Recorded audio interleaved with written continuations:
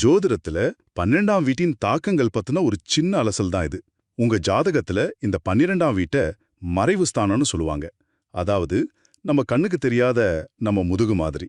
இது முக்கியமா விரயம், இழப்பு, அப்புறம் முடிவுகளை பத்தி பேசுறதால இத புரிஞ்சுக்கிறது ரொம்பவே அவசியம். முதல்ல இந்த வீட்டோட முக்கிய விஷயமே இழப்பு தான். பண விரயம், ஒரு நிலையான தன்மை இல்லாம இருக்கிறது, ஏன் நிம்மதியான தூக்கம் கூட இல்லாம போறதுக்கு இது காரணமா இருக்கலாம். உடல் ரீதியா பார்த்தா முதுகுத்தண்டு பிரச்சனைகள், பக்கவாதம், நாள்பட்ட வழிகள்னு இது கூட தொடர்புபடுத்துவாங்க. ஒருத்தரோட சேமிக்கும் திறனையே இது காலி பண்ணிடும் கூட சொல்லலாம். சரி, அடுத்ததா இங்க இருக்கிற கிரகங்களை பத்தி பார்ப்போம். ரெண்டாவதா, இங்க இருக்கிற பெரும்பாலான கிரகங்கள் எதிர்மறையான பலன்களை தான் கொடுக்கும். உதாரணத்துக்கு சூரியன் இருந்தா அப்பா கூட பிரச்சனை, இல்லைன்னா அரசாங்க விஷயத்துல சிக்கல் வரும். செவ்வாய் இருந்தா சொத்துல லாபம் பார்க்க முடியாது, சகோதரர்கள் கூடவும் சண்டை வரும்.